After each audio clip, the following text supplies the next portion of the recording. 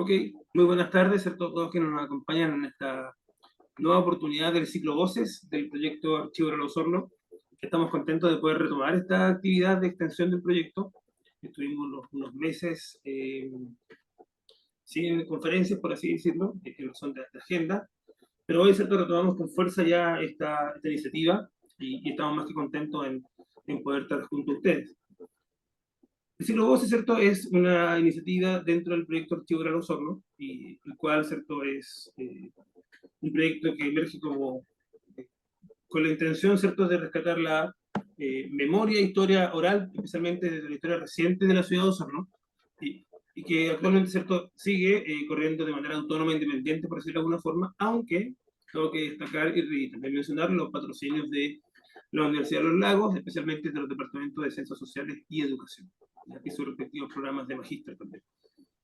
Bueno, hoy, ¿cierto?, tenemos el agrado, hoy día 21 de agosto, ¿cierto?, del año 2023, tenemos el agrado de retomar esta actividad, como decía recientemente, y tenemos la conferencia titulada Antropología, Memorias y Relatos, que estará a cargo de la doctora en antropología Javiera Bustamante Danilo, a quien, ¿cierto?, contactamos a inicios de año y que muy amablemente aceptó, ¿cierto?, esta invitación.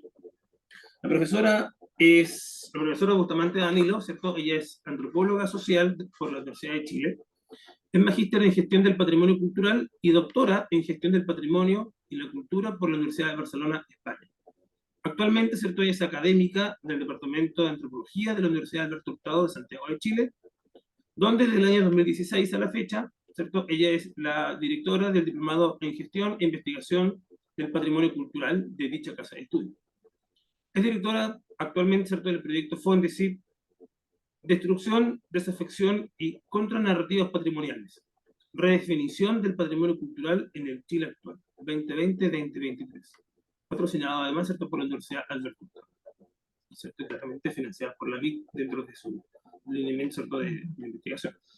Ella, ¿cierto?, ha sido profesora, tutora, por así decirlo, de numerosas tesis de pre y posgrado en el país, y, ¿cierto?, actualmente ella, excepto entre sus publicaciones más destacadas, podemos mencionar, ¿cierto?, la publicación Antípodas patrimoniales en el Chile actual, acción colectiva e institucional en el patrimonio protegido por en la revista, ¿cierto?, Sofía Austral, y también, ¿cierto?, la publicación Lugares de Memoria en Ruinas y Patrimonialización de la Muerte en Santiago y Bogotá 2020, esto, ¿cierto?, en la revista Conservat Patrimonio.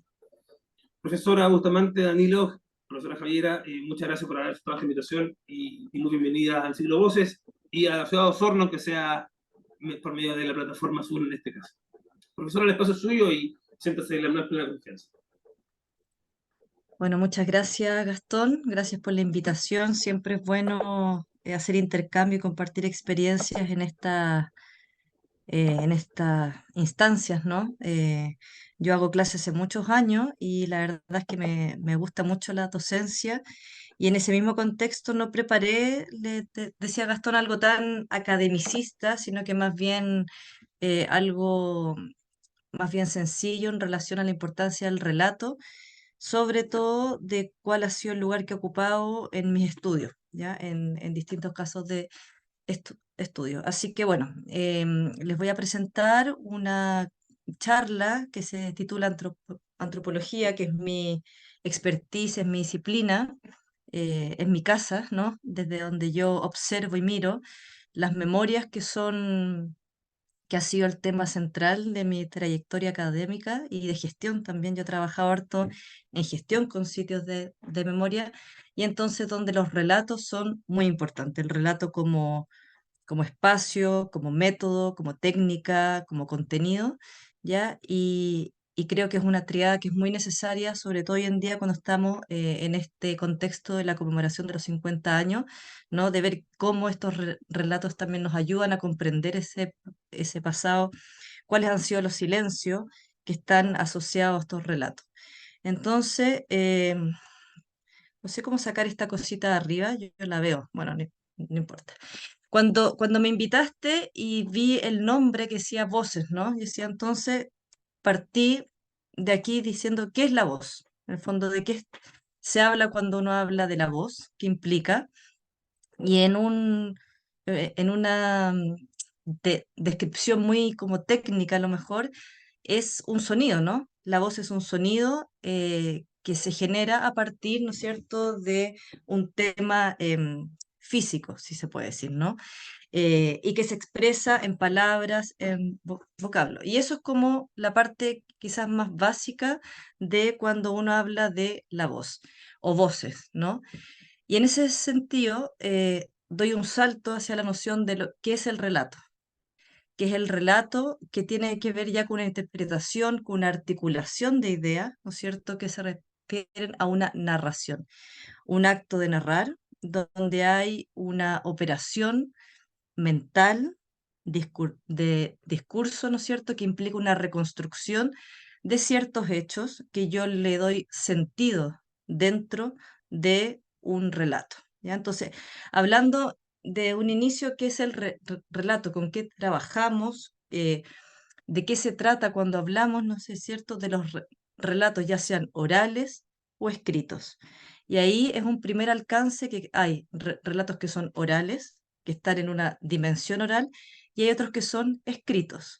Cuando nosotros hablamos de un relato oral, ¿no es cierto?, estamos hablando de recuerdos que se encuentran en la mente de una persona, están en nuestra memoria, están en este acervo, ¿no?, que vamos acumulando en el tiempo y que son exteriorizados a través del acto de la palabra. ¿Ya? Ese es un relato que se expresa de forma oral. Uno puede hablar de la memoria oral, de un acervo intangible que está en nuestra memoria, ¿ya? Y que a través del testimonio se puede expresar a través de la oralidad. Y también hay otro conducto o camino que es el relato que es escrito, ¿no? Que también son estos recuerdos que se encuentran en la mente de forma individual. Recordemos que el relato es siempre individual, es de uno, ¿no? De uno, de una. Y que en este caso, cuando estamos hablando de un relato escrito, estamos hablando de que se objetiva, ¿no es cierto?, a través de un registro, se inscribe a través de un relato. Y ahí encontramos biografías, encontramos reconstrucciones históricas, en el fondo, como ese relato que es una acumulación de recuerdos, de ideas, de hechos, de imágenes, ¿no? Se representa a través de la escritura. ¿Ya? A veces viene la oralidad y luego lo escrito, a veces es lo escrito inmediatamente, ¿ya? Y en ambos casos, tanto en el relato basado en la oralidad como en un relato escrito, estamos hablando de que es un ejercicio de memoria, ¿ya? Y cuando hablamos de que es un ejercicio de memoria, es porque siempre cuando uno hace un relato sobre algún evento, sobre algún episodio, sobre algo que puede ser muy personal o puede ser también algo muy grupal, ¿no?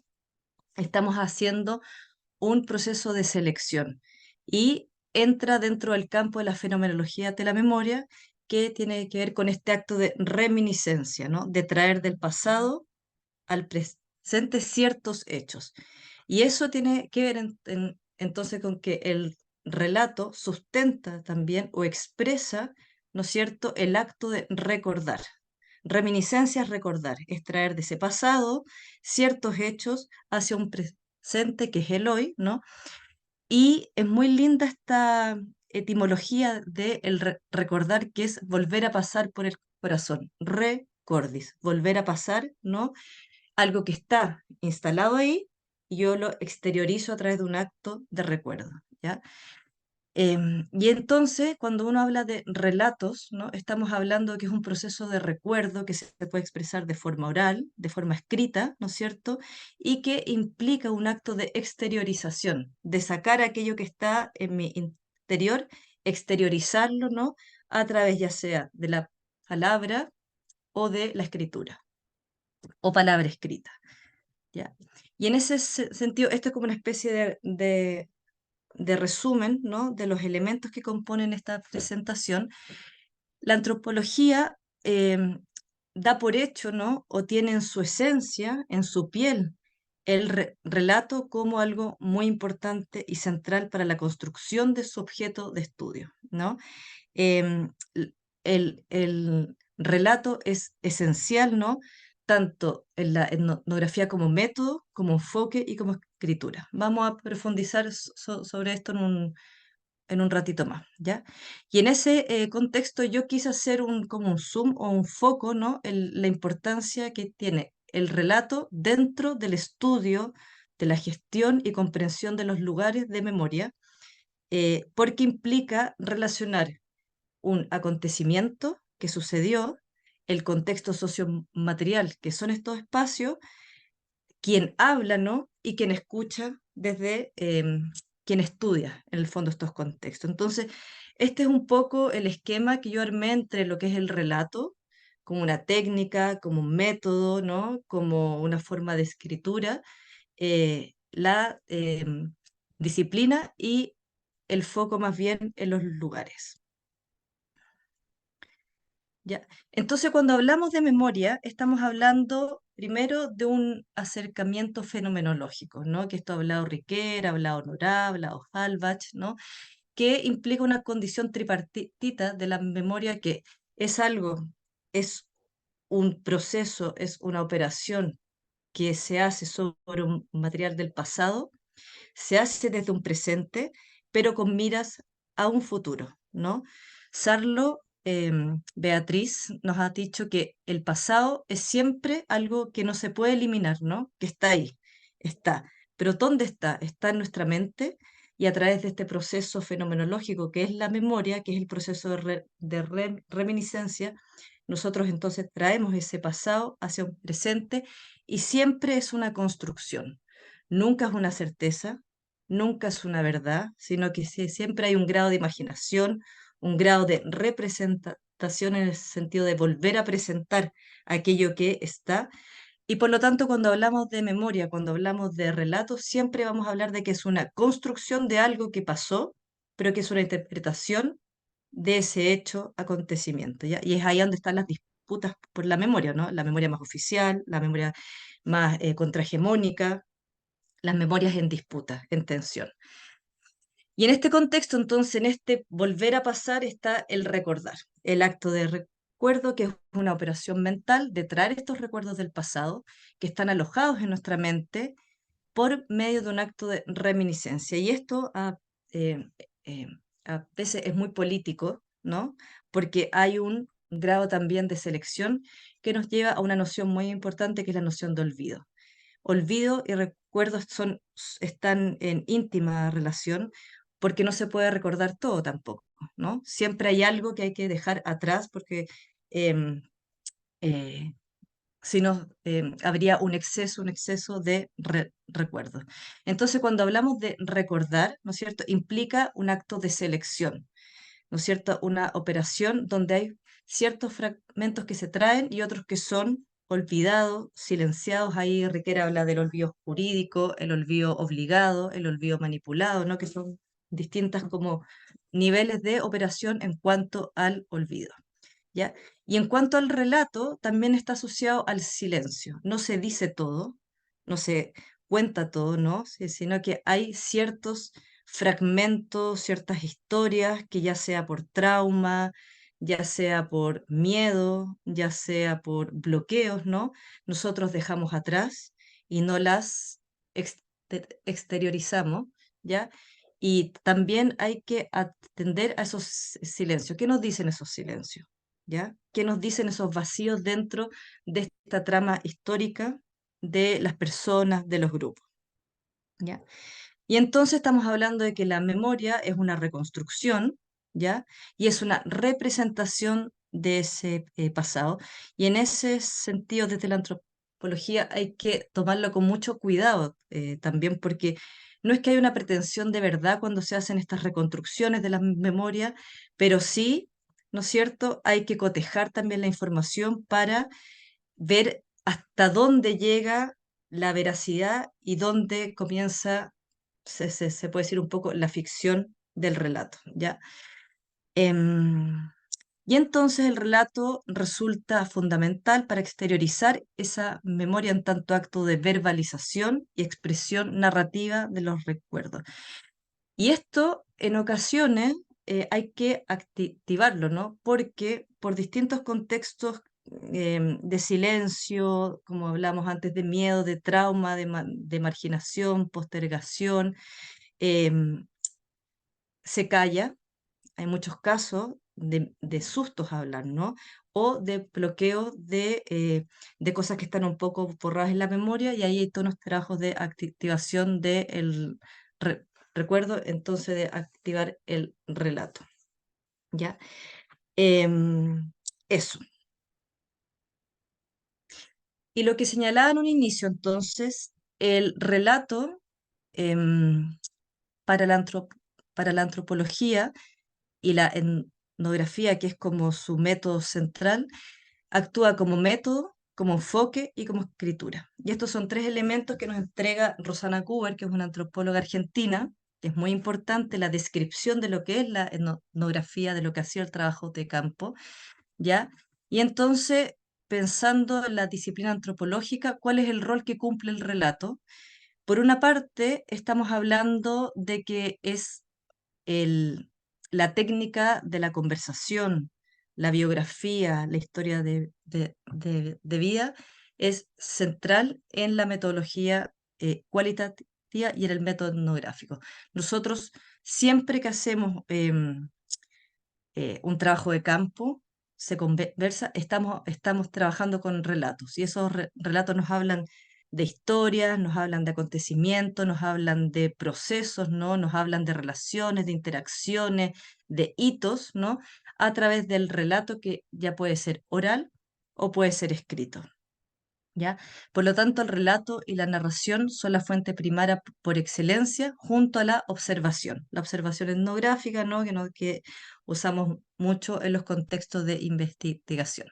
Eso es como método, ¿no? Entonces, es súper importante el relato en la disciplina antropológica como técnica base para levantar toda la información acerca de las percepciones de las personas, acerca de sus miradas, eh, acerca de su visión de mundo, de sujetos, ¿no? Se hace desde el relato. Y es tramposo entonces, porque claro, ahí hay que cotejar también y poner en relación los distintos relatos. También está como enfoque, ¿no? Y que esto tiene que ver con con la mirada antropológica, que es ponerse como en la piel del otro, ponerse desde la perspectiva y tratar de comprender cómo los otros y las otras entienden su mundo y el mundo. La comprensión, ¿no? Entonces, como enfoque, pensando en el relato,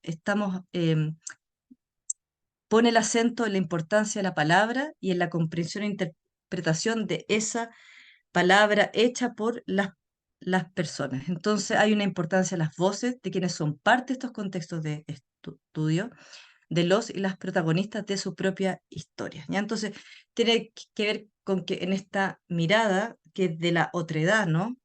Estar en esa piel, el relato es fundamental. Y el último nivel es como escritura, ¿ya? En ese contexto, el relato, la narración, el testimonio y su traducción, construcción e interpretación, que es inscrita a través de un texto, ¿no? Un texto escrito, también es fundamental y es el sello escritural de la antropología.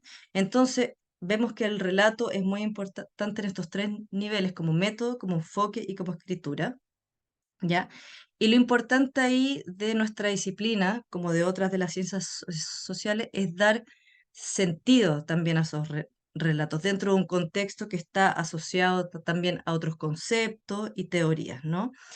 Entonces la antropología se constituye desde este proceso de reminiscencia, ¿no es cierto?, expresado y objetivado en la narración que implica una interacción entre entrevistado y quien entrevista, ¿no es cierto?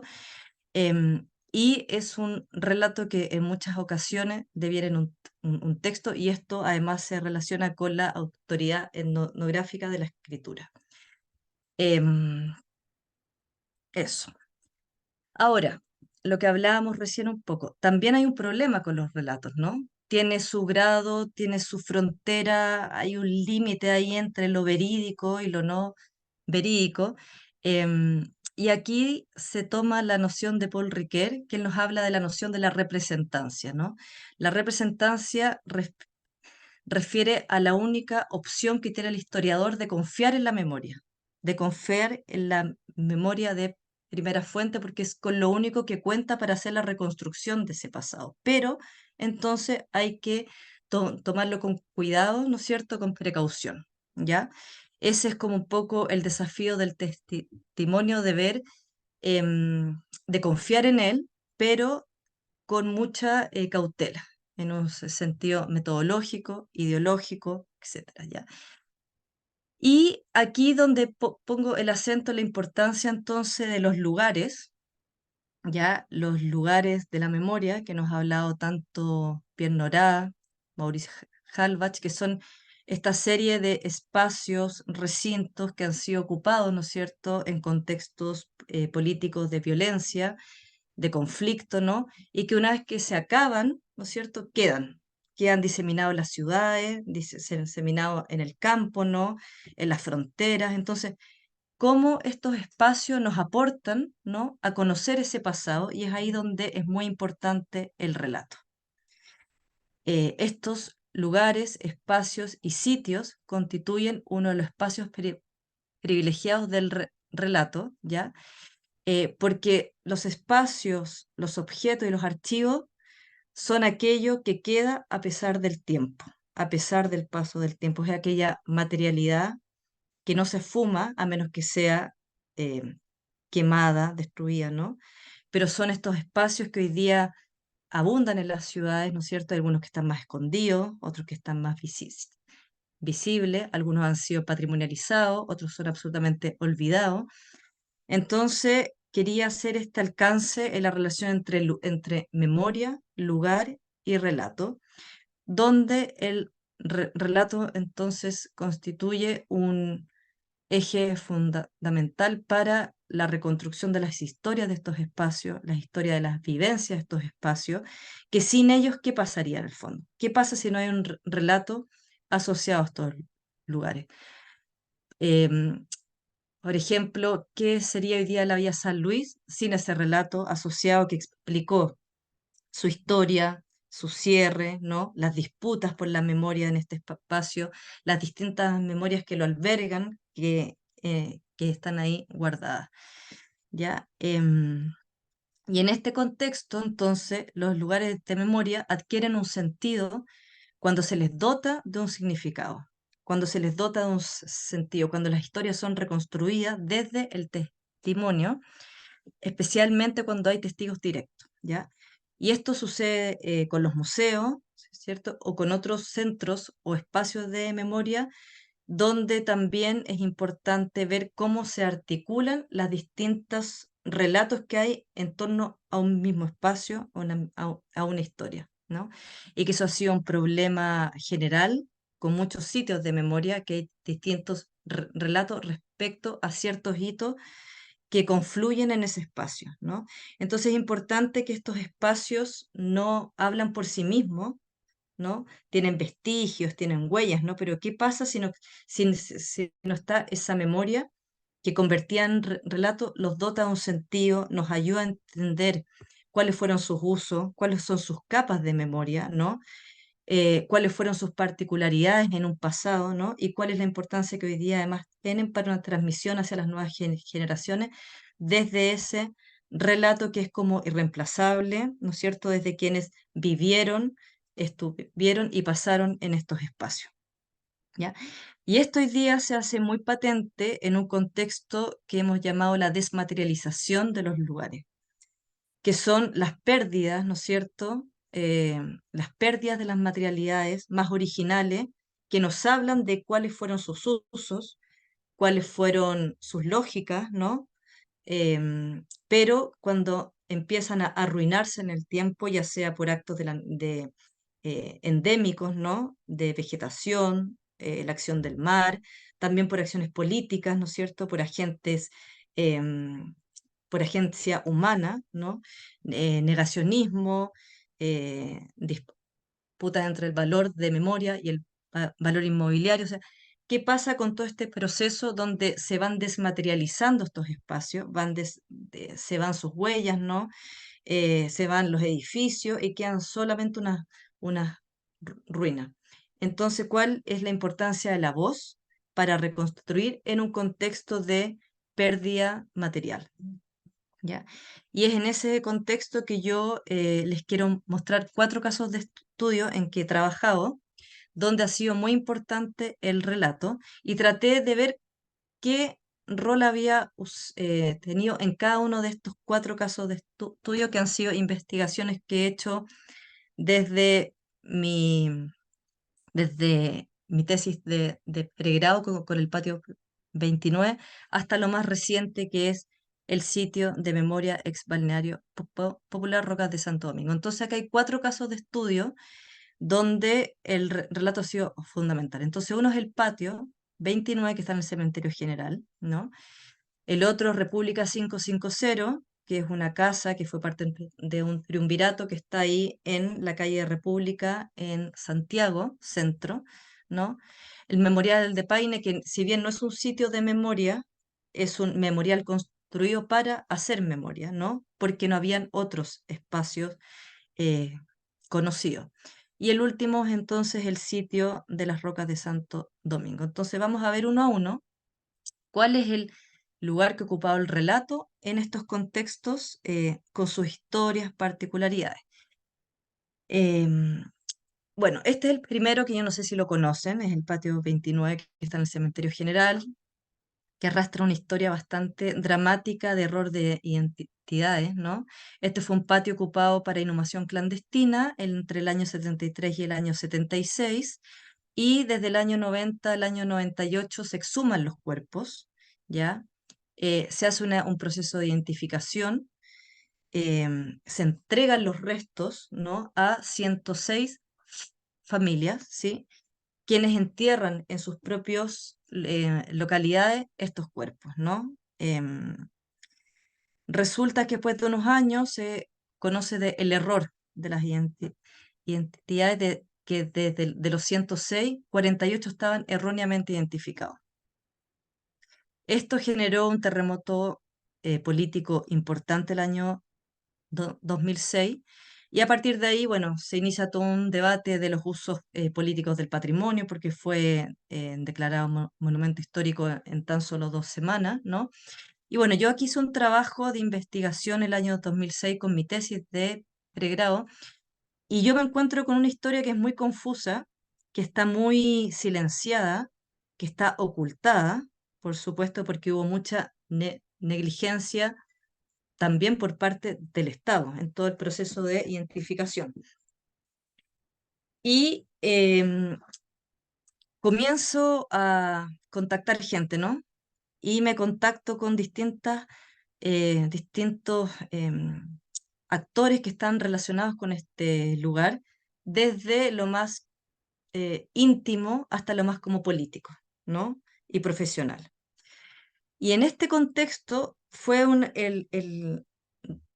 las historias que me cuentan, ¿no? O sea, fueron muy útiles para reconstruir, ¿no es cierto?, la historia de este espacio, que estaba muy diseminada, escondida, ¿no? Silenciada, pero además para ver cuáles habían sido también los efectos de esos errores, ¿no?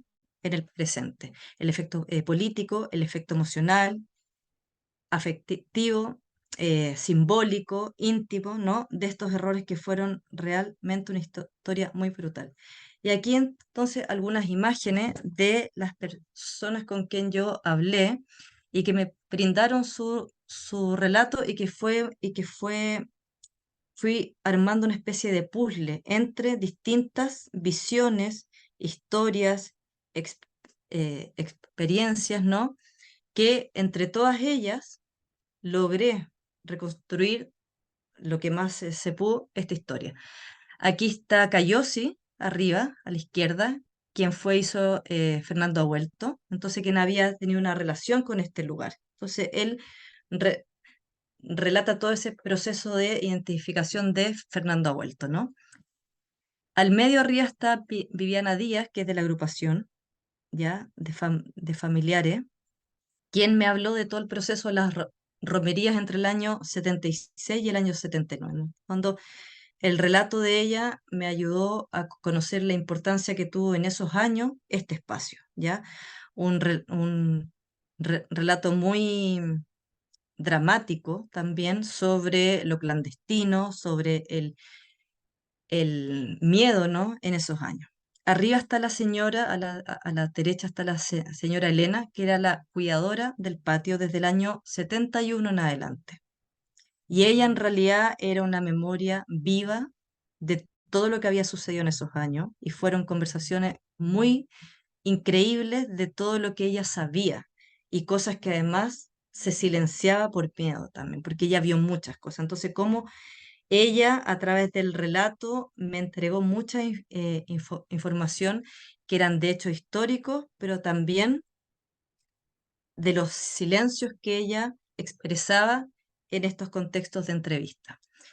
Y bueno, abajo hay dos mujeres familiares de dos víctimas que fueron erróneamente identificadas. Entonces fue todo el contarme cuál había sido ese efecto, cuál había sido las réplicas de este error, ¿no? Lo que había sido en términos cotidianos, eh, en su, en su grupo, en su casa, ¿no es cierto?, con sus hijos, todo lo que había impactado esto. Entonces era un relato mucho más emocional, de mucho dolor, ¿no? Pero que también ayudaba a entender cómo había sido el proceso de identificación de los años 90, 98, la actuación del Estado, em, del GAP, ¿no? Etcétera. Entonces, ahí está la señora Silvia, son dos Silvias ella, unas de Paine y otras de Santiago Centro.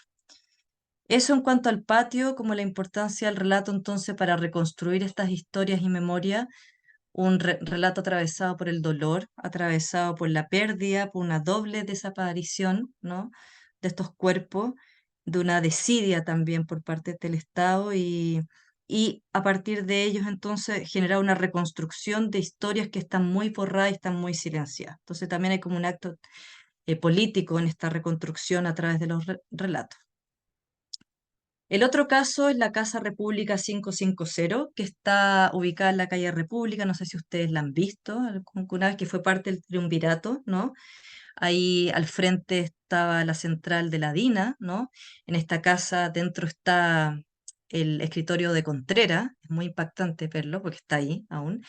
Y en este caso hay una suerte de borramiento brutal de la memoria en el tiempo, o sea, no se sabe casi nada de la historia.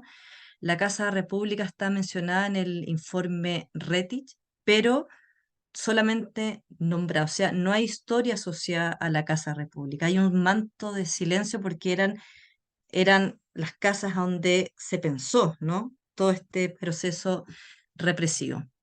¿Ya? Entonces hay un desconocimiento del uso como centro de detención y todas las capas después, ¿no? También están muy silenciadas.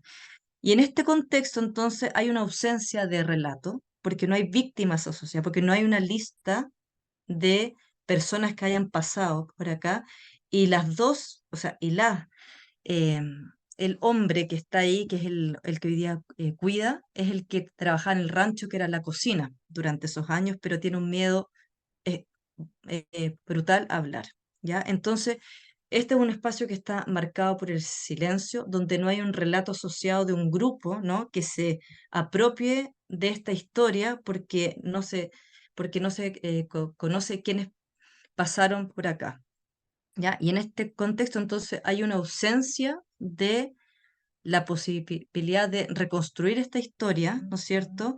Y eso complejiza la opción de construir un relato que le historice y significa este espacio. O sea, está trabada esa opción porque no hay un relato de alguien que haya estado ahí o que haya pasado por este lugar. ¿Ya? Entonces, aquí está la ausencia del relato en oposición al otro, que había mucho relato, pero que había que reconstruir una historia a través de esas microhistorias, ¿no? Que formaban parte de la historia del patio 29. a esta casa hoy día no se puede entrar, también eso es como una metáfora, o sea, no se puede entrar, no hay nadie, está cerrada, ¿no? Es inaccesible. Entonces, como una historia que está muy bloqueada, muy blindada, y eso tiene que ver entonces con que no hay con que no hay un relato asociado, no hay no hay una historiografía del espacio. El tercer caso, que es el que más me conmueve a mí en general, porque quiero mucho este proyecto, es el Memorial de Paine, no sé si lo conocen. Es un memorial que está ubicado en las afueras de Paine, a la entrada por el acceso sur. Y este no fue un lugar, no es un sitio de memoria en que haya sucedido algo durante los años 73 al 89, sino que fue un espacio concedido por el MOP para hacer un memorial solicitado por la agrupación de familiares de Paine como un espacio de reparación para una historia de venganza latifundista en un sector rural que también fue brutal, ¿ya? Y aquí quería hacer como el punto en que el relato también puede ser gráfico, ¿no? Puede ser visual. Obviamente aquí atrás hay un relato que es oral, que está escrito, que es parte de la agrupación de las mujeres, de las viudas, hermanas, de campesinos que fueron desaparecidos y ejecutados en Paine, ¿no? Y en sectores aledaños. Y es un proyecto que se basa en el mosaico. Es hacer un memorial donde la historia de cada víctima, que son 70, se cuenta a través de la construcción de un mosaico que se construyó en todo un proceso participativo con apoyo al PRAIS, ¿no? Donde son 70 ausencias que se llenan con la presencia a través de este dibujo y iconografía, ¿no? Que representa a la víctima. Y tú te encuentras con 70 relatos visuales, donde está el campo muy presente, la montaña, la sandía, el tractor, ¿no? Pero también están los partidos, ¿no? Está el MIR, está el Frente, está el PC, está el PS, están las vendas, está el dolor, está la alegría también, ¿no? Está la identidad del campo. Y entonces en este contexto, el relato en el proceso de construcción y gestión de este espacio ha sido fundamental para develar una historia absolutamente silenciada también em, por el Estado, por las políticas de reparación, ¿no? Recién ahora en los últimos años ha emergido, permitiendo la reconstrucción de los acontecimientos asociados al contexto sociomaterial que es este memorial, ¿ya? Y en este contexto, entonces, el relato emerge en forma de narración oral, pero también iconográfico a través del mosaico, y es increíble porque cuando tú haces una mirada de todos, juntos se te arma una imagen de lo que es el campo para este grupo, ¿no? Y también cuál es el relato de la desaparición a través de las vendas, también cuál es el relato del campo, ¿no? Con la guitarra, cuáles son estos iconos. Y aquí hay algunos ejemplos. Y en este caso, también hice hartas entrevistas, trabajé con hijas, con hermanas, bueno, con viudas, ¿no? Y es muy importante la comunión que ellas han hecho en términos de que es fundamental su relato para reconstruir esta historia, que ha sido muy silenciada también por las políticas de memoria. Verán ahí, esos son solamente dos ejemplos. Si usted entra a la página, pueden encontrar todos los mosaicos, están ahí, y es bien increíble ver que este es un relato polifónico de una memoria del campo, de la pérdida, de la esperanza, de la geografía, de la agricultura. Es bien increíble. Y este es el de la señora Luz, que es el que está acá, y ahí está el tractor que era el de su padre, por ejemplo. Entonces, cómo eso se traspasa, cómo ese recuerdo, cómo ese símbolo, ¿no? de la memoria se expresa y se hace relato visual en un mosaico. Bueno, y por último, el balneario Rocas de Santo Domingo, que está en la quinta región, donde estamos a puertas de una casi total desaparición, ya sea por agencia del mar, del viento, del paso del tiempo también, y agentes políticos locales y nacionales que lo han desmantelado y destruido. Y en este caso, estas eran las cabañas del balneario popular, que fueron 16 en todo Chile, que fueron ocupados por empleados de la CUT, ¿no es cierto?, para veranear en lo que se llamó el derecho al descanso, a un descanso digno, ¿no?, a vacacionar por parte de toda la sociedad. Y luego el año 73 es ocupado por la DINA, luego por la CNI, y son reutilizados como campos o casas de veraneo de los agentes y centro de tortura.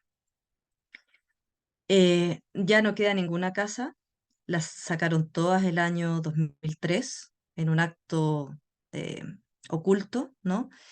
Luego pasaron unas retro y rompieron parte de los cimientos, ¿no? Y hoy día lo que queda son unos pocos vestigios en el suelo, desperdigados, y aquí el único testimonio vivo es la señora Ana Becerra, que es la presidenta de la fundación, que es la única persona que puede relatar, en el fondo, esta historia. No hay más memoria, también hay un silencio sobre este lugar, y entonces en este caso el testimonio de ella ha sido fundamental para conocer la historia de este lugar, plagada de negligencias, traspasos, olvidos y silencio. El testimonio del testigo se convierte en el punto de partida para conocer la historia de un sitio cuyas huellas materiales han sido prácticamente borradas en su totalidad. Y entonces, si no fuera por Ana Becerra, que está aquí arriba, bueno, ahí no se alcanza a ver esta foto, yo al menos veo el... Ahí se fue, ya. Em, no se sabría la historia de este lugar, ni la importancia, ni el valor, ni el significado que tuvo dentro de la política, además, de represión de la DINA, ¿ya? Verán aquí arriba hay una foto de la Anita con Miguel Launer, que también es otro eh, testigo indispensable en este caso, y que entre ellos dos han reconstruido esta historia lo más completa posible, ¿no? Esa vez nos contaban dónde estaban las cosas, hasta dónde llegaba este lugar. Ahí están arriba de lo que fue el comedor popular. Y si no fuera por ello, no se sabría esta historia, ni cuáles son sus hitos, ni cómo está configurado este espacio en términos de estructura, ¿no? División de los espacios, para qué fue usado y cuáles han sido las sucesivas negligencias del Estado, de la empresa privada, del ejército en cuanto a este lugar. Y entonces Ana hace un recorrido, ella hace todo un recorrido por el lugar donde tiene estaciones, estaciones de la muerte, estaciones del veraneo, estaciones de la esperanza, son como 6. Y ella va contando entonces los distintos momentos, experiencia de cada uno de estos espacios.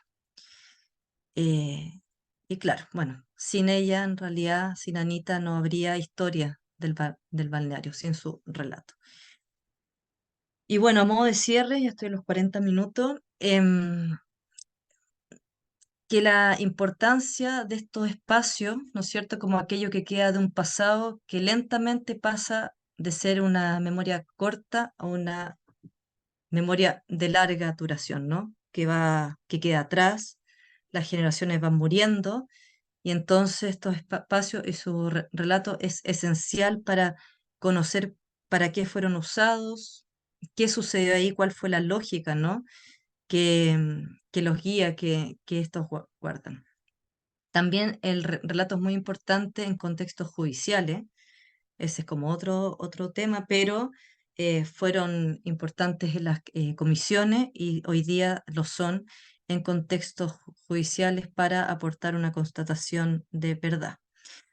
Y también son muy importantes una transmisión transgeneracional, ¿no es cierto? En este sentido, la posmemoria, porque estamos ante una generación que no sabe mucho lo que sucedió. Estamos en un país que olvida, ¿no? Política de silencio. Entonces, también estos espacios con sus relatos, ya sea a través de museografía, de escucha, memoria oral.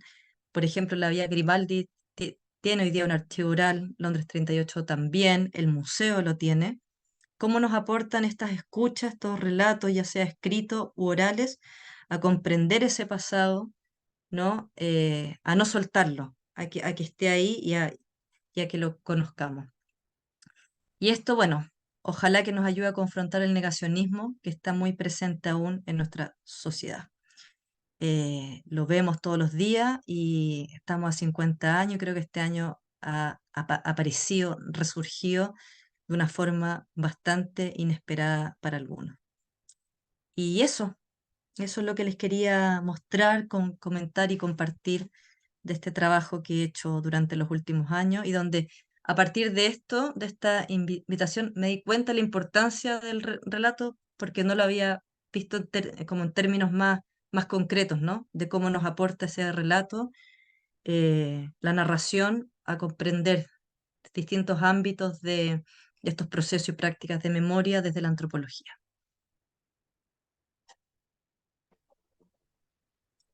Súper, profesora, muchas gracias por su presentación. La verdad, las cosas que quedo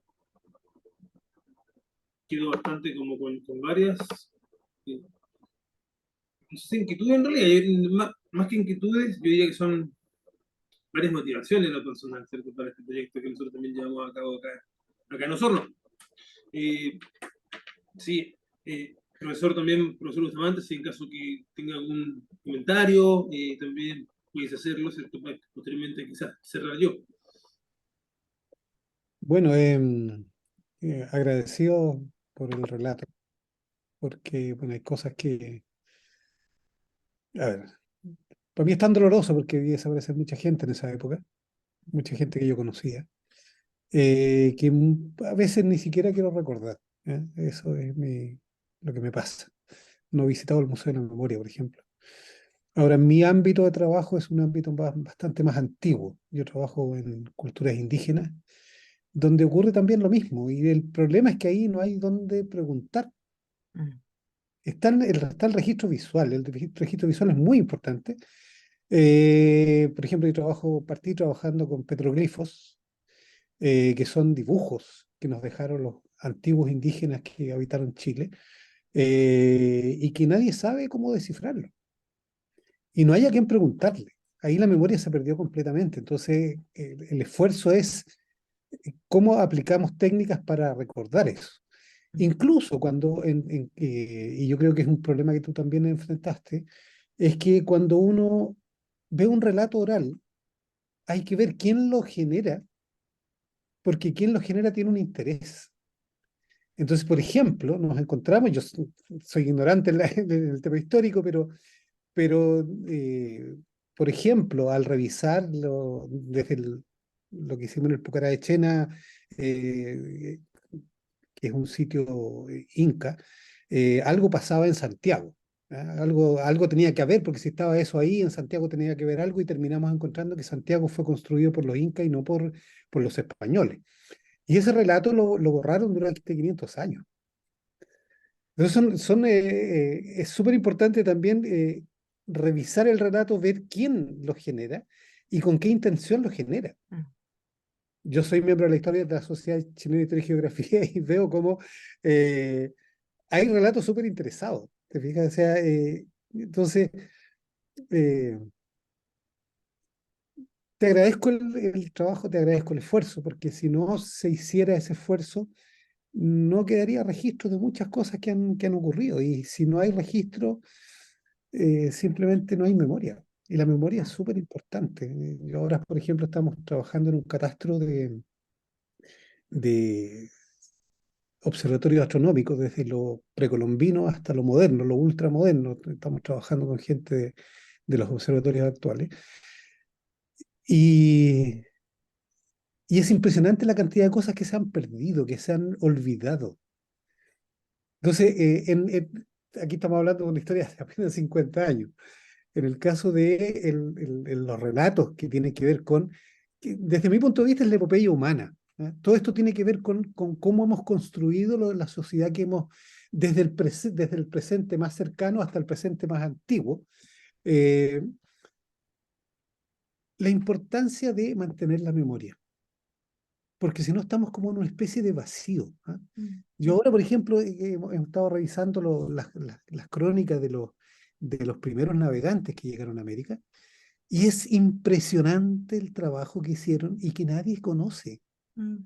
Están ahí los Y, libros, están en y algunos aparte que no lados. están aquí muchas cosas, Exactamente. están en Europa. Ahí trabaja la Eh, Soledad González, ¿no? No sé si la eh, conoce.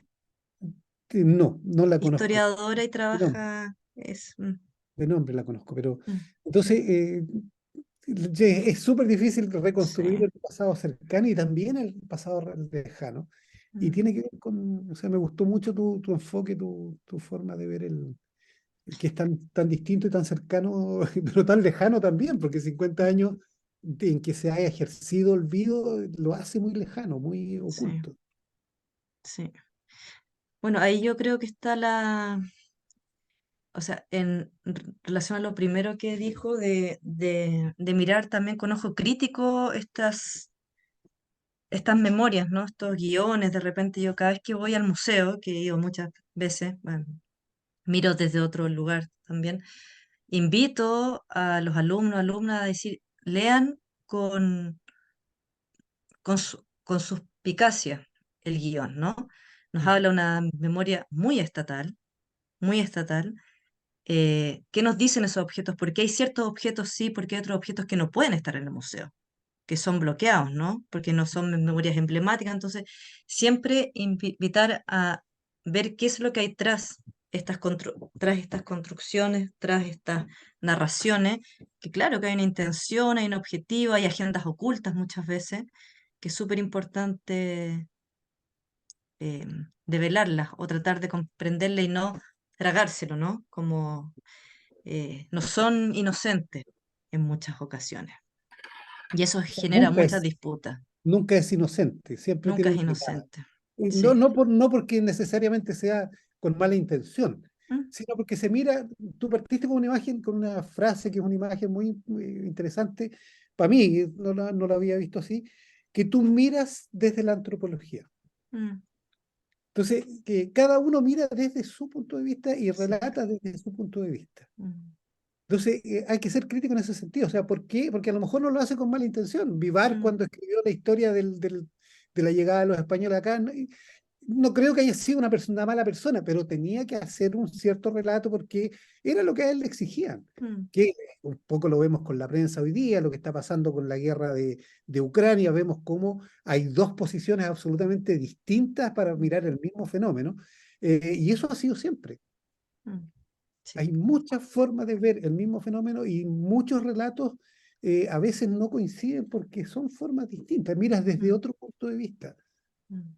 Me encantó el otro día que vi con los alumnos también Nostalgia de la Luz, que me acordé de lo que está contando ahora. Claro, cómo se juntan estos dos mundos tan opuestos en tiempo y en espacio, ¿no? ¿No?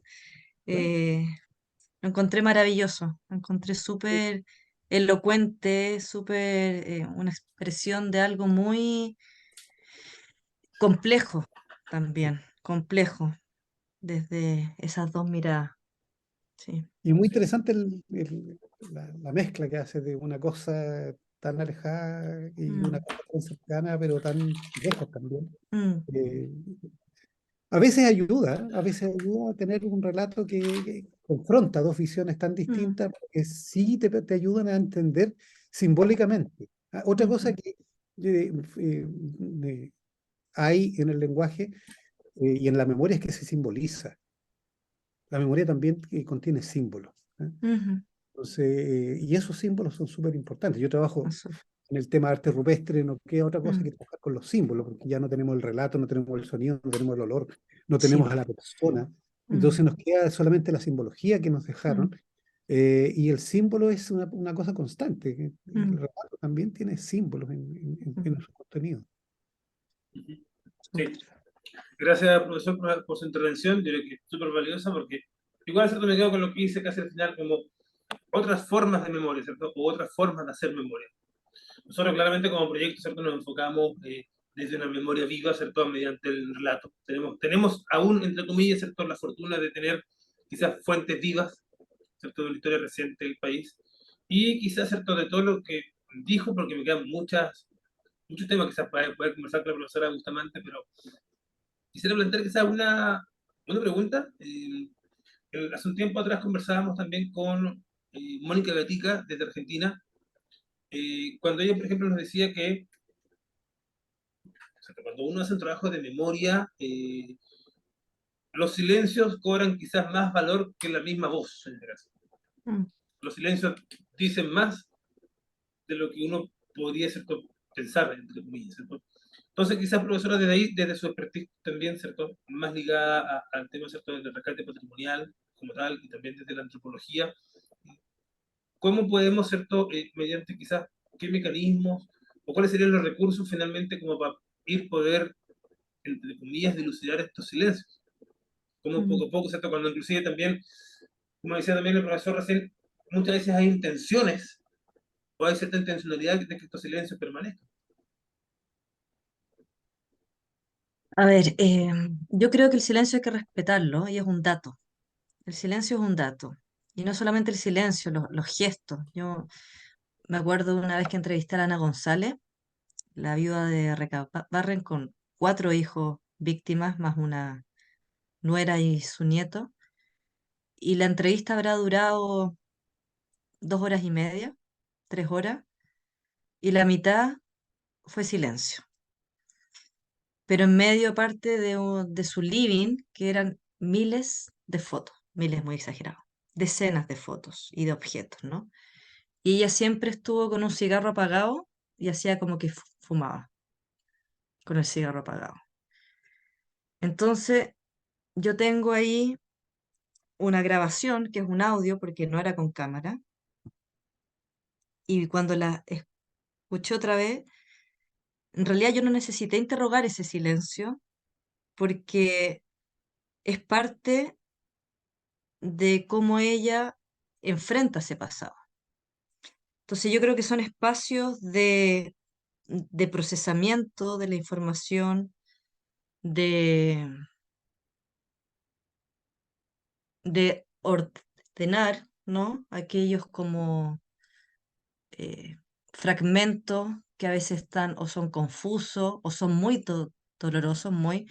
También estuve en Calama con las mujeres de Calama, estuve con la Violeta Berríos una vez y fue lo mismo, o sea, también de un dolor tan grande, de algo que aparte que uno no se puede ni siquiera imaginar. O sea, y yo ahí me pongo, y esto es muy personal, ¿ah? Yo no trato de entender el silencio, lo que significa, sino que es más bien es un momento dentro de una interacción con la persona, ¿ya? Em, pero también hay que ver que hay silencios, también hay silencios políticos, silencios mucho más intencionales, manipulados, ¿no? Y es ahí donde yo sí creo que hay que ver por qué están ahí esos silencios, qué es lo que se pone en lugar de ese silencio, ¿no? Cuando algo es un monumento, siempre silencia historias, por ejemplo. Da cuenta de unas y silencia otras. Ahí creo que sí.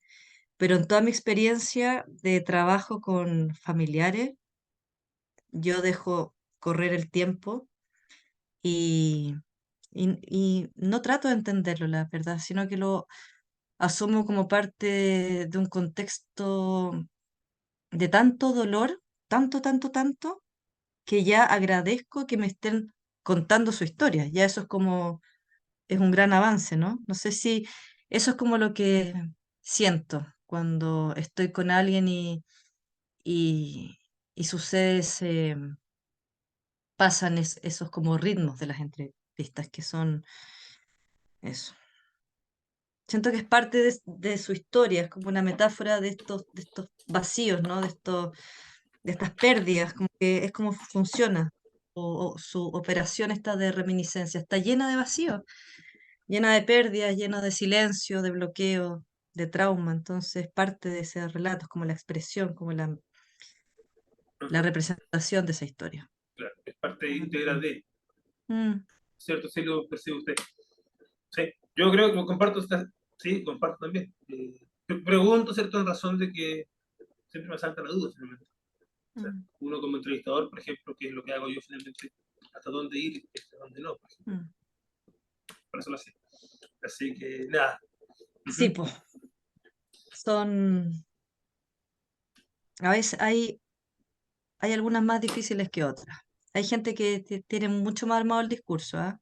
Que lo ha contado muchas veces y otras personas que quizás lo ha contado 20 y sigue quebrándose, por ejemplo, ¿no? Eh, nada, es caso a caso. Cada caso, cada vida es una historia. Cada historia es una vida, ¿no? Un mundo. Exactamente. Ujú. Mm, Súper. Profesora Bustamante, muchísimas gracias por habernos acompañado el día de hoy en esta nueva instancia del ciclo Voces, ¿cierto? Retomamos con fuerza lo que es Voces 2023. Así que quedan ambos, ¿cierto? Cordialmente invitados para las conferencias que se nos vienen desde septiembre en adelante, donde muchas justamente gracias. vamos a poner énfasis justamente en lo que se da quizás en última instancia, profesora, desde esta transmisión transgeneracional y posmemoria, que Mm, justamente es donde me encasillo yo, por así decirlo, de mm, donde trabajo. Así que muchísimas gracias, ¿cierto? Agradecer nuevamente a la profesora Jaira Bustamante, a los departamentos de Educación y Ciencias Sociales de la Universidad de los Lagos, y ya posteriormente, yo creo que desde mañana, esta conferencia estará disponible por el canal de YouTube de la Universidad de los Lagos. Profesora, súper. muchas gracias. Profesor Muchas Bustamante, gracias a usted, muchas felicidades gracias. por el proyecto y que Muchas estén muy bien. Muchas gracias. Buenas Hasta tardes. luego. Chao, chao. gracias.